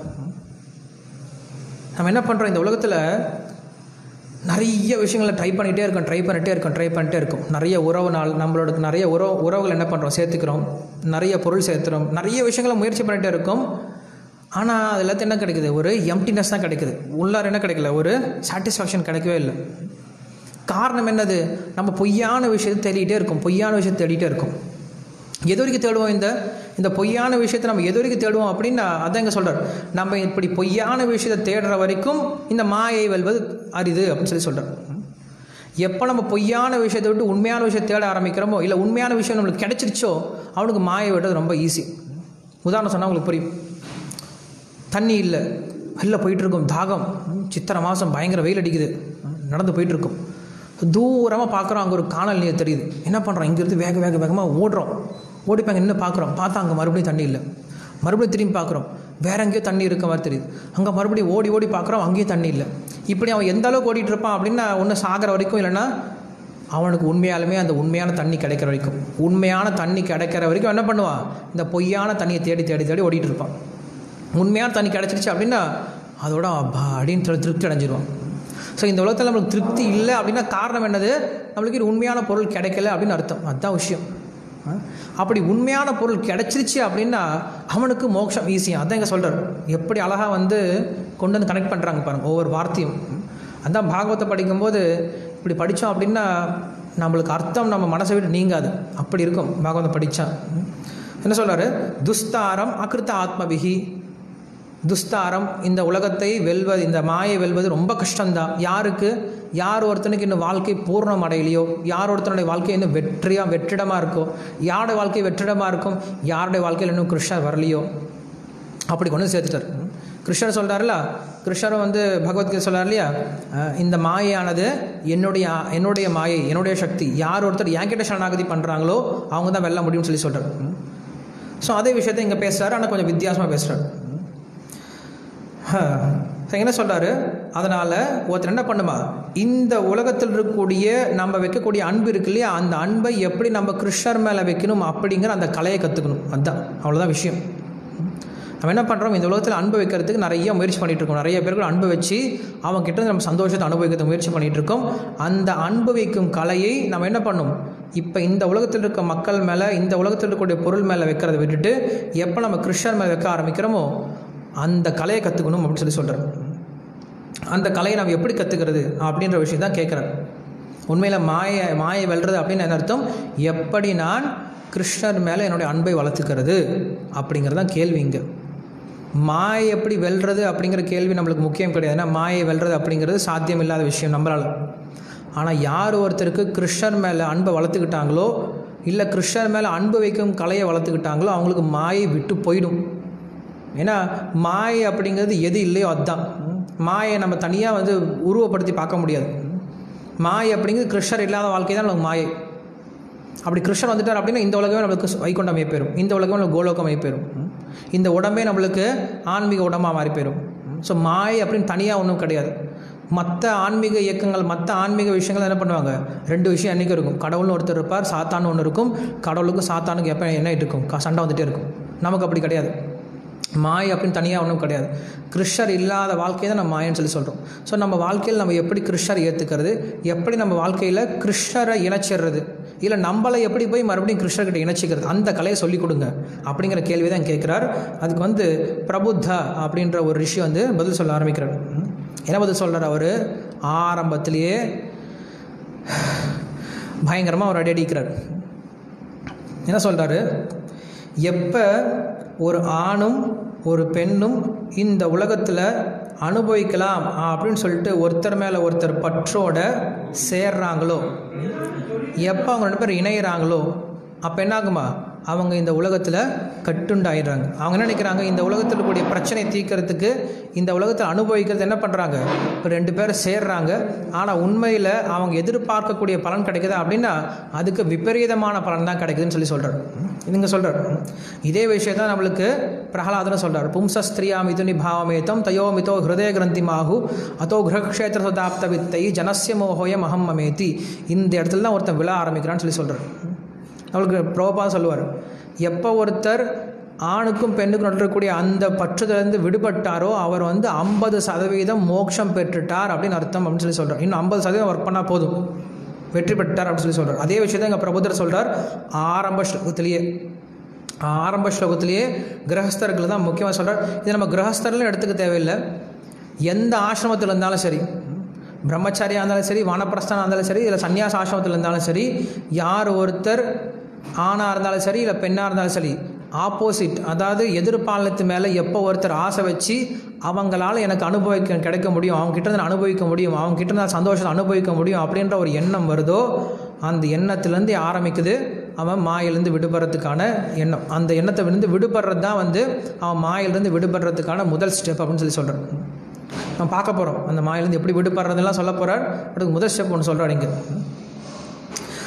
என்ன ஆகுது? மகாபாரத்தில் புருரவஸ் அப்படின்னு ஒரு ராஜா இருந்தார். அடுத்த ஸ்லோகத்தை சொல்கிறதுக்கு நான் இப்போயே உங்களுக்கு இன்னும் முன்னாடியே சொல்கிறேன். என்ன பண்ணுறான்? சரி, அந்த அடுத்த ஸ்லோகம் சொன்னால் உங்களுக்கு புரியும். என்ன பண்ணுறான்? அந்த மாதிரி அனுபவிக்க நினைக்கும் போது என்ன பண்ணுது? அது என்ன கொடுக்குதா? பஷ்யேத் பார்க்க விபர்யசாம் அப்படின்னு சொல்லி சொல்கிறார். பஷ்யேத், அவன் பார்க்குறான். என்ன பார்க்குறான்? பார்க்க விபர்யாம். விபர்யாம் அப்படின்னா எதிர்மறையான ரிசல்ட் கிடைக்குதான். பார்க்க அப்படின்னா பார்க்க அப்படின்ற ரிசல்ட்.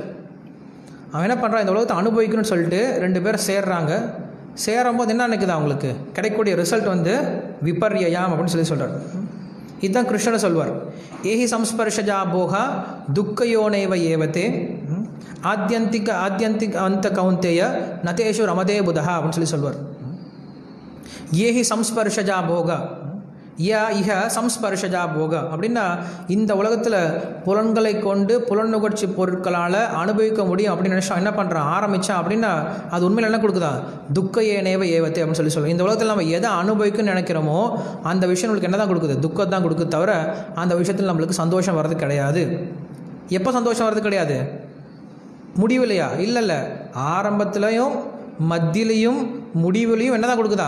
சந்தோஷம் கொடுக்குறது கிடையாது, துக்கம் தான் கொடுக்குதான். எந்த ஒரு பொருளை எடுத்துக்கிட்டாலும் நம்மளுக்கு எந்த ஒரு பொருள் சந்தோஷம் கொடுக்குன்னு நினைக்கிறோமோ அந்த பொருள் எடுத்துக்கிட்டிங்க அப்படின்னா அந்த பொருளானது நம்மளுக்கு ஆரம்பத்துலேயும் துக்கத்தை தான் கொடுத்தது, மத்தியிலையும் துக்கம் தான் கொடுக்க போகுது, கடைசியில் முடிக்கும் போதும் துக்கத்தில் தான் முடிய போகுது. அதனால் ஒருத்தர் என்ன பண்ணுறாங்க? நதேஷு ரமதே புதஹா அப்படின்னு சொல்லி சொல்கிறார். அதனால் புத்திசாலிகள் அப்படிப்பட்ட பொருளை, எப்படிப்பட்ட பொருளை? இந்த புலன்களை வைத்து புலனுகர்ச்சி பொருட்களோடு இணையிறதுனால வரக்கூடிய சந்தோஷம் இருக்கு இல்லையா? கண், காது, மூக்கு, செவி, வாய், இந்த பொருட்களை வச்சுக்கிட்டு உண்ணுதல், அதாவது சப்த ஸ்பர்ஷ ரூப ரச கந்த அப்படின்னு சொல்லக்கூடிய இந்த 5 புலனுணர்ச்சி பொருட்களோட தொடர்புனால் வரக்கூடிய சந்தோஷமானது ஒருத்தனுக்கு துக்கத்தை தான் தருது அப்படின்னு சொல்கிறார். பஷ்யேத் பாக்க விபர்யம் அப்படின்னு சொல்கிறார். சரி, எப்படி தான் அதுலேருந்து விடுபடுறது, இந்த சுவையிலேருந்து எப்படி விடுபடுறது அப்படின்னு சொல்லி கேட்கும்போது அவர் முன்னாடியே ஒரு விருத்தாந்தம் சொல்கிறார். நம்ம அந்த விஷயத்தை நம்ம கடைசியில் வச்சுக்கலாம். அவர் என்ன சொல்ல வர்றார் அப்படிங்கிறத நம்ம கடைசியில் சொல்லலாம். எப்படி இதுலேருந்து விடுபடுறது அப்படிங்கிறது. அவன் என்ன பண்ணுறான், இந்த உலகத்தில் இதை அனுபவித்து பார்க்குறான். இந்த உலகத்தில் அவனுக்கு சந்தோஷம் வரல. அவன் நினைக்கிறான் அவனுக்கு போகல. ஏன்னா நான் போன சொக்கத்தை சொன்னேன் இல்லையா, அவன் நினைக்கிறான் நம்ம இந்த உலகத்துலேருந்து வெளில போகாததுக்கான முக்கியமான காரணமே மேபி இங்கே கிடைக்கல அங்கே கிடைக்கும். இந்த உடம்புல எனக்கு சந்தோஷம் கிடைக்கல, அந்த உடம்புல எனக்கு சந்தோஷம் கிடைக்கும். இந்த ஊரில் எனக்கு சந்தோஷம் கிடையாது, அந்த ஊரில் எனக்கு சந்தோஷம் கொடுக்கும். இந்த நிலைமை எனக்கு சந்தோஷம் கொடுக்க கிடையாது, அந்த நிலைமை எனக்கு சந்தோஷம் கொடுக்கும். இவரால் எனக்கு சந்தோஷம் கொடுக்க முடியல, அவரால் எனக்கு சந்தோஷம் கொடுக்க முடியும் அப்படின்னு நம்ம எது வரைக்கும் நம்ம இன்னும் நம்பிக்கை வச்சுட்டே இருக்கோமோ இந்த உலகத்தில் சந்தோஷம் கிடைக்கும் அப்படின்ட்டு அந்த அளவுக்கு நம்ம ஏமாற்றத்தை அடைய போகிறோம். எப்போ ஒருத்தர் அந்த உண்மையான சந்தோஷத்தை கிடைக்கலையோ, காணல் நீர் மாதிரி என்ன பண்ணுறான், இங்கேருந்து அங்கே ஓடுறான், அங்கேருந்து அங்கே ஓடுறான், அங்கேருந்து அங்கே ஓடுறான். உண்மையான நீர் கிடைக்கிற வரைக்கும், உண்மையான நீர் கிடைச்சிருச்சு அப்படின்னா அவன் காணல் நீரை சுற்றி ஓட மாட்டான். அந்த உண்மையான நீர் கிடைக்கிற வரைக்கும் என்ன பண்ணுவான், ஓடிக்கிட்டே இருப்பான். அதே போல் தான் இந்த உலகத்துலையும் உண்மையான ஒரு பொருள் நம்மளுக்கு கிடைக்கிற வரைக்கும் இந்த பொய்யான பொருட்கள் மேலே நம்ம ஓடிட்டே இருக்கும். அந்த உண்மையான பொருள் நம்மளுக்கு கிடைக்கணும். அந்த உண்மையான பொருள் என்னென்னா சத்தியம் பரம் தீமஹி, கிருஷ்ணன் மட்டும்தான் உண்மையான பொருள். இந்த உலகத்தில் மற்ற எதுவும் உண்மையான பொருள் கிடையாது. ஆத்மா உண்மை, கிருஷ்ணர் உண்மை, மற்றது எல்லாமே தற்காலிகமானது தான். ஸோ அவர் அந்த ஆத்மா என்ன நினைக்குதான், சரி நான் இந்த உலகத்தை அனுபவிக்க முடியல, நான் என்ன பண்ணுறேன், இந்த உலகத்தில் விட்டுட்டு நான் சொர்க்கம் போனேன் அப்படின்னா எனக்கு சந்தோஷம் கிடைக்கும். நான் சொர்க்கத்துக்கு போனேன் அப்படின்னா அங்கே நான் சந்தோஷமாக இருக்கலாம் நினைக்குதான். ஸோ என்ன பண்ணுறான், புருரவஸ் அப்படின்னு ஒரு ராஜா இருந்தார். புரு வம்சத்தை சேர்ந்த ராஜா. புருவம்சம் குருவம்சம் அப்படின்னு சொல்லி அப்படி தான் பிரிய ஆரம்பிச்சது. ஸோ இந்த புருரவஸ் அப்படின்னு ராஜா என்ன பண்ணுறாரு, அவர் பாட்டுக்கும் நதிக்கரையில் போயிட்டுருக்கார், இந்த கங்கை நதியோட கரையில் போயிட்டுருக்கார். அந்த புருரவஸ் ராஜா எப்படிப்பட்டவரா, பொதுவாக அப்சரசுகள் அப்படின்னு சொல்லலாம், ஊர்வசி ரம்பை மேனக்கை அவங்களாம் இருக்காங்க அப்படின்னா அவங்களாம் இந்திரனோட சேர்ந்து வாழக்கூடிய தேவதா ஸ்திரீகள். இங்கேருந்து போகக்கூடிய ஆத்மாக்களுக்கு அவங்கள பார்த்து பேசுகிறதுக்கோ இல்லை ஷேக்கான் கொடுக்கறதுக்கு தான் இந்திரன் அளவு பண்ணுவானாம். ஏன்னா எவ்வளோ புண்ணியம் பண்ணாலும் அவங்கள போய் தொடக்கூட முடியாதான், அப்படி அவங்கள என்ன பண்ணான் வச்சு பார்த்துப்பான். அதே போல் அந்த ஸ்திரீகளுக்கும் பொதுவாக யாரையும் பிடிக்காதான், யார் வந்தாலும் தூரமாக வச்சு பார்த்துப்பாங்க. அப்படிப்பட்ட அந்த ஸ்திரீகள் என்ன பண்ணுறாங்க, அப்படிப்பட்ட ஊர்வசி இருக்கிறது ரொம்ப அழகான ஊர்வசி இந்த உலகத்தில் இந்த மனுஷன் மேலே ஒருத்தன் மேலே ஆசைப்பட்டு வாழணும்னு நினச்சாலாம். அது யாருன்னா புருரவஸ். ஏன்னா அந்த புருரவஸ் அப்படின்னு ராஜா அவ்வளவு அழகாகவும் அவ்வளவு தேஜஸோடையும் அவ்வளவு குணங்களும் இருந்ததுனால தானே தேவதா ஸ்திரீயான தான், அதாவது அவங்க உடம்புல வேர்வை வராது, நாற்றம் வராது, அவங்க உடம்புலேருந்து எந்த விதமான கழிவும் வராது. அப்படி அவங்க உடம்பு எப்படி இருக்கும், அப்படி சுதந்திரமாக இருக்கும். ஆனால் நம்ம உடம்பு எப்பயும் நாத்தம் பிடிச்ச உடம்பாக இருக்கும். அவங்க என்ன பண்ணுவாங்க, நல்ல தேவர்கள்லாம் மனுஷங்க பக்கத்துலேயே வரமாட்டாங்க, தூரமாக தான் இருப்பாங்க. அதுவும் கலியுகத்தில் பக்கத்துலேயே வரது கிடையாது. இப்போல்லாம் அன்றைக்கெல்லாம் நம்ம மகாபாரத ராமாயணம்லாம் படிக்கிறோம், தேவர்கள் போயிட்டு இருந்தாங்க, திரிஞ்சிட்டு இருந்தாங்க அங்கே எங்கன்ட்டு.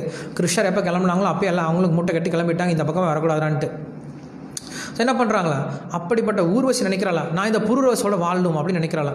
என்ன பண்ணுறான், அவன் பார்க்குறான், பின்னாடி இந்த புருரவஸ் கூட நான் அவனுக்கிட்ட கல்யாணம் பண்ணிக்கணும், நான் அவங்களோட வாழணும். அப்படியா, தேவத்தையே வாழ்கிறாளே, ஓகே. 2 பேரும் சேர்ந்து வாழ்ந்துட்டுருக்காங்க. ஸோ வாழ்ந்துட்டு இருக்கும்போது திடீர்னு என்ன பண்ணுறா, அவள் விட்டுட்டு போயிட்டா. கொஞ்ச நாள் வாழ்ந்துட்டு இருந்தா திடீர்னு கிளம்பி போயிட்டா, சொல்லாமல் கிளம்பி போயிட்டா. ஸோ கிளம்பி போன பின்னாடி அவனுக்கு பைத்தியம் பிடிச்ச மாதிரி போயிடுச்சு. ஏன்னா இந்த உலகத்தில் ஒரு சாதாரண ஒரு பெண்ணே ஒரு ஆணோட சேர்ந்து வாழ்ந்துட்டு திடீர்னு விட்டுட்டு போயிட்டா அப்படின்னா அவனுக்கு பைத்தியம் பிடிச்சிக்கும். ஸோ அப்படி இருக்கும்போது தேவதாஸ்திரி அவ்வளவு சௌந்தரியமான ஒரு பெண்ணு தன்னை விட்டு போயிட்டா அப்படின்னு நினச்ச உடனே அவனுக்கு பைத்தியம் பிடிச்ச மாதிரி போயிடுச்சு. அவனுக்கு என்ன பண்ணுறதுன்னு தெரியல. அவன் ரோடு சுற்றிட்டு இருக்கான், என்ன பண்ணுறது சுற்றிட்டு இருக்கான். ராஜாங்க கூட சரியாக பார்க்க முடியல அவனால். அப்படி சுற்றிட்டு இருக்கும்போது ஒரு நாள் அவன் ஏதோ போயிட்டு இருக்கும்போது காட்டு வழியாக போயிட்டு இருக்கும்போது அங்கே மறுபடியும் அங்கே தேவதாஸ்திரிகள் எல்லாமே சேர்ந்து விளாண்டுட்டு இருக்கிறத பார்க்குறான். அங்கே ஊர்வசியும் பார்க்குறான். ஸோ ஊர்வசியை பார்த்துட்டு ஊர்வசி பின்னாடியே ஓடுறான்.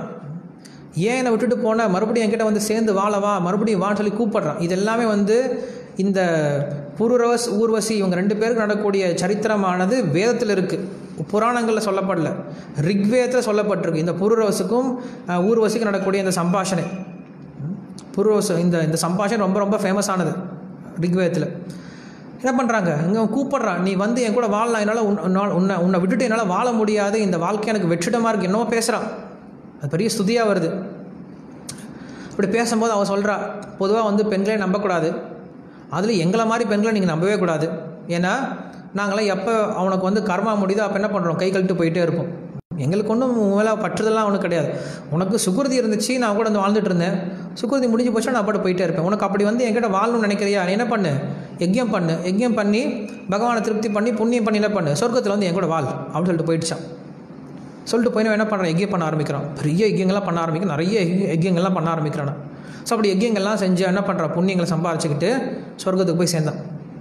சொர்க்கத்துக்கு போன பிறகு இந்த புருவரசுக்கிட்டு அந்த புருவரசுக்கு போய் இந்த ஊர்வசியை போய் பார்க்குறான். ஆனால் ஊர்வசி இவனை கண்டுக்கிறதையே இல்லை. ஒரு நாயை மதிக்கிற மாதிரி கூட மதிக்கிறது இல்லையா. ஏன்னா அங்கே மேலே இந்திரன் இருக்கான், இந்திரனுடைய முக்கியமான தாசி இவன். ஸோ இந்திரனோட தான் எப்பயும் இருப்பாள். ஸோ இந்திரனை பார்க்க போகணும். இப்போ இவன் சொல்கிறான், நானும் வரேன் அப்படின்ட்டு. அப்படியா, சரி இந்த வெத்தலைப்பட்டி தூக்கிடுவான்னு சொல்லி வெத்தலைப்பட்டி கொடுத்துடுச்சான். அவன் என்ன பண்ணுறான், வெத்தலைப்பட்டி தூக்கிட்டு பின்னாடியே போகிறான்.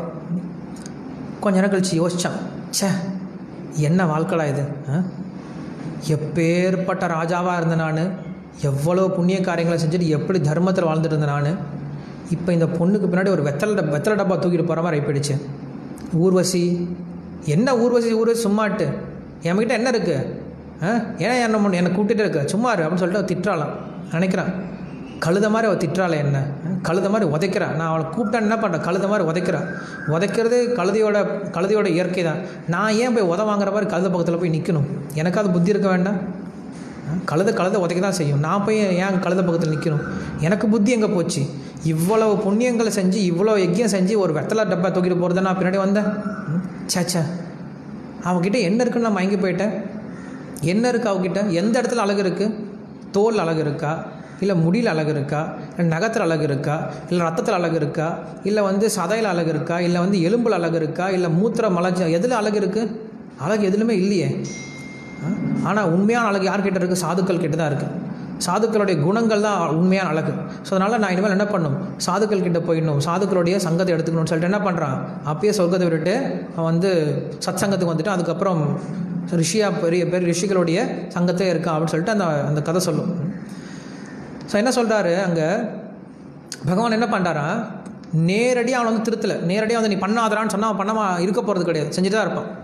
என்ன பண்ணுறாரு, விட்டார் அவனை, நீ இப்போ அனுபவிக்கணும்னு சொல்லிட்டு அனுபவி.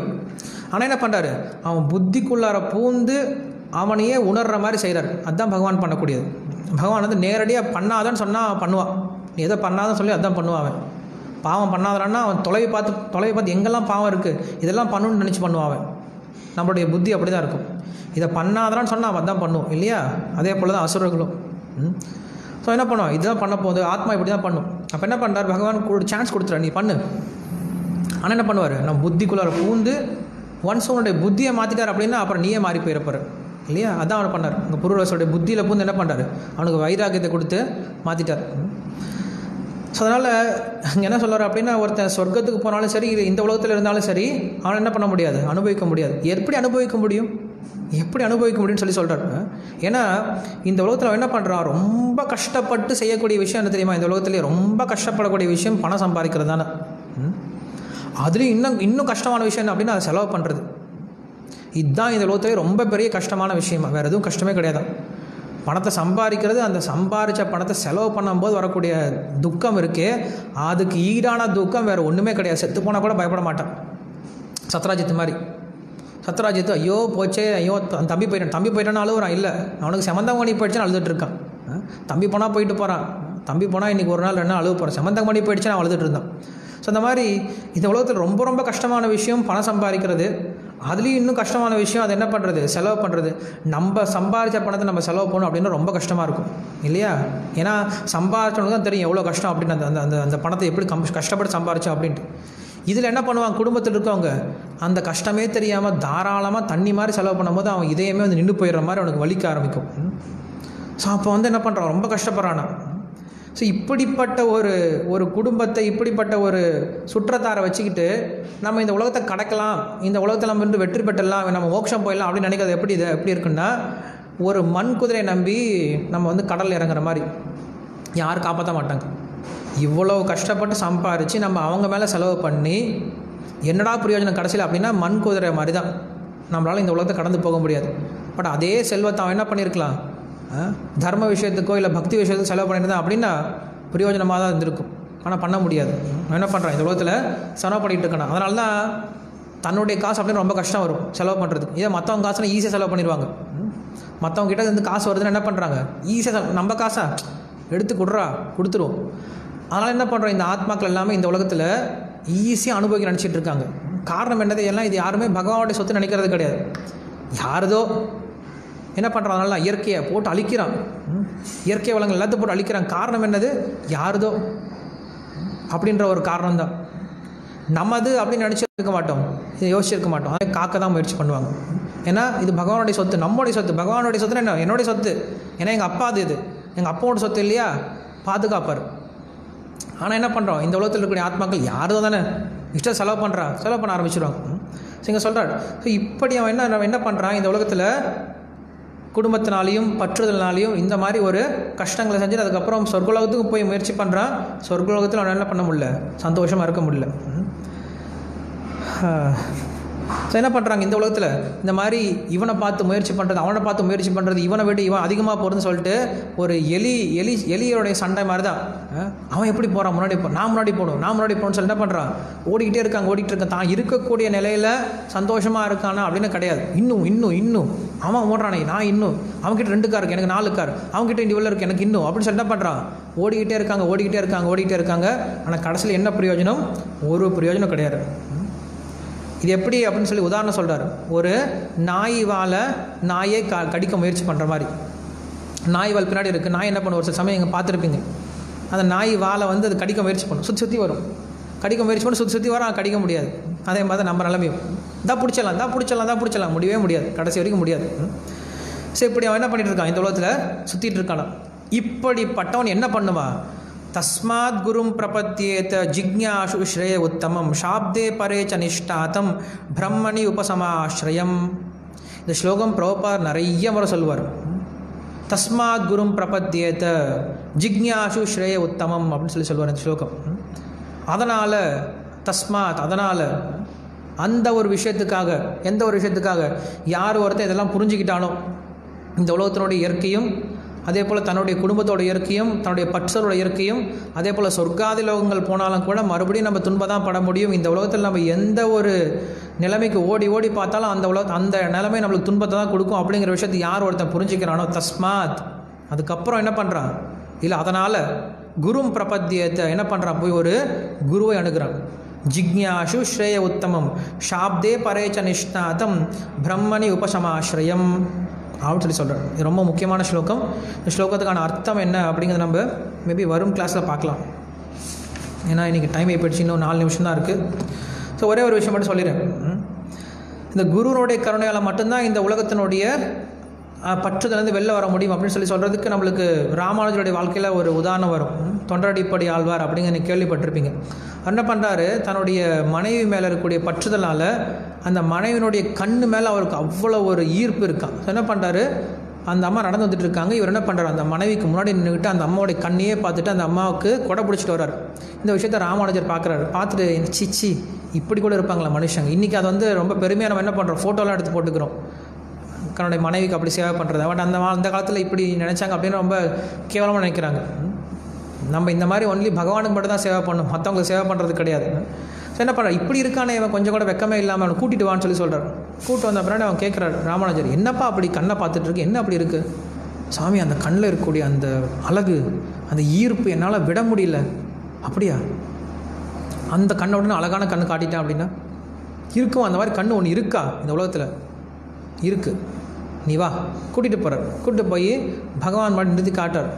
ரங்கநாதா, உன்னுடைய கண்ணை காட்டு, உன்னுடைய கருணையை காட்டு அப்படின்னு சொல்கிறார். ஸோ ஒரு க்ஷணம்தான் ரங்கநாதருடைய முகதம் அவருடைய முழு வாழ்க்கையை மாற்றிட்டார். ஏன்னா அவருக்கு தெரியும் இந்த ஆழ்வார் இப்படி இருப்பார் அப்படின்னு சொல்லி தெரியும். நம்ம எல்லாருமே இந்த மாதிரி எதிர்பார்த்துட்டு இருக்க முடியாது. குரு நம்மளை கூட்டு போய் ஒரு மேஜிக் பண்ணோன்னு நினச்சிக்கூடாது. இது குருனுடைய ஒரு உயர்ந்த ஒரு விஷயம். இது வந்து எக்ஸாம்பிள் நம்ம எடுத்துக்கணும். இதே மாதிரி நம்மளை கூட்டு போய் ஒரு நாள் குரு நம்மளுக்கு வந்து ஒரு க்ஷணத்தில் மாற்றிருப்பார் அப்படின்னு கிடையாது. நம்மளோட சொன்னேன், குரு என்ன பண்ணார், தன்னுடைய உபதேசங்களால் தான் என்ன பண்ணுறாரு, ஒரு சிஷ்யனுக்கு அந்த தீட்சை காலத்தில் அவனுடைய பாவத்தை எடுத்துக்கிறார். இல்லைனா தீட்சை எடுத்த உடனே 100% பாவம் போயிடுச்சு அப்படின்னா அது முட்டாள்தனம். எந்த குருவும் எந்த ஒரு சிஷ்யனுடைய பாவத்தை எடுத்துக்க போகிறது கிடையாது. அன்லெஸ் நம்ம 100% குரு கிட்ட சரணாகதி பண்ணல அப்படின்னா, இல்லைனா அது ஏமாற்ற வேலையாக போயிடும். நான் வெறும் தீட்சை அப்படின்ற பேரில் உட்காந்துட்டு ஏதோ கொஞ்சம் நேரம் அக்னியில் உட்காந்துருந்தேன், என்னுடைய பாவம் எல்லாம் போயிடும் அப்படின்னா அது முட்டாள்தனம். அப்படி கிடையாது.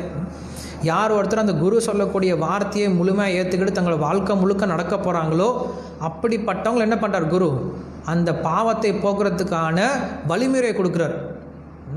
அவர் வந்து நம்மளை வந்து சோம்பேறி ஆக்கலை. நீ எதுவும் பண்ணாத, நீ என்கிட்ட தீட்சை மட்டும் வாங்கிக்கோ, உன்னுடைய பாவத்தெல்லாம் நான் போக்கிடுறேன் அப்படின்னு அவர் நம்மளை சோம்பேறி ஆக்க மாட்டார். என்ன பண்ணுறாரு, உன்னுடைய பாவத்தை போக்குறதுக்கு உனக்கு நான் வழி சொல்லிக் கொடுக்குறேன், ரொம்ப எளிமையாக வழி சொல்லிக் கொடுக்குறேன். என்னது, பக்தி சேவை. இந்த பக்தி சேவையெல்லாம் செய்ய உன்னுடைய பாவங்கள் 100% போயிடும். இப்போ செஞ்ச பாவம், இதுக்கு முன்னாடி செஞ்ச பாவம், இது மேலே வரப்போக பாவம் எல்லாம் போயிடும் அப்படின்னு சொல்லி கொடுக்குறாரு. ஸோ அங்கே வந்து அந்த விஷயத்தை பார்க்குறோம். நம்ம குருனுடைய கருணையால் எப்படி அவர் அதுக்கப்புறம் என்ன ஆனார், அவர் அந்த அம்மாவெல்லாம் விட்டுட்டு ரங்கநாதர்கிட்டே முழுமையாக சேவை பண்ண ஆரம்பிச்சிட்டார். அதுக்கப்புறம் தான் அவர் பேர் தொண்டர் அடிப்பொடி ஆழ்வார் அப்படின்னு சொல்கிறோம். அந்த ஒரு ஆழ்வார் மட்டும் என்ன பண்ணுறாரு, வேறு எந்த கடவுளுக்கு எந்த கோயிலுக்கு போக கிடையாது. எந்த கோயிலில், பெருமாள் கோயிலுக்கு கூட எந்த கோயிலுக்கு போகவே இல்லை. அவர் நினச்சார், எனக்கு ரங்கநாதர் மட்டும்தான் உதவி பண்ணார், அதனால் நான் ரங்கநாதர் மட்டும்தான் பாடுவேன் அப்படின்னு சொல்லிட்டு ரங்கநாதர் மட்டும்தான் பாண்டார். அதனால் ரங்கநாதர் வந்து திவ்ய தேசத்தில் ஃபஸ்ட்டு வந்துட்டார். அவர் திருப்பதிக்கு போகவே இல்லை. திருப்பதிக்கு போயிருந்தாருன்னா திருப்பதி ஃபஸ்ட்டாக வந்திருக்கும். ஸோ ரங்கநாதர் மட்டும் பாடினதுனால, தொண்டடிப்பொடி ஆழ்வார் ஒருத்தர் விட்டதுனால திருப்பதிக்கு 2வது இடம் கிடச்சிது, இவருக்கும் முதலிடம் கிடச்சிது. ஸோ நாளைக்கு நம்ம அந்த குருனுடைய குணங்கள் எப்படிப்பட்ட ஒரு குருவாக இருப்பார், அந்த குருவை ஒரு சிஷ்யன் எப்படி தேர்ந்தெடுக்கணும், அதுக்கப்புறம் சிஷ்யனுடைய லட்சணம் என்னது, அந்த சிஷ்யன் குருவானுக்கு என்ன பண்ணணும் அப்படிங்கிற விஷயத்தை நம்ம நாளைக்கு பார்க்கலாம். கிரந்தராஜ் ஸ்ரீமத் பாகவதம் கி ஜாய், ஸ்ரீல பிரபுபாத் கி ஜாய்.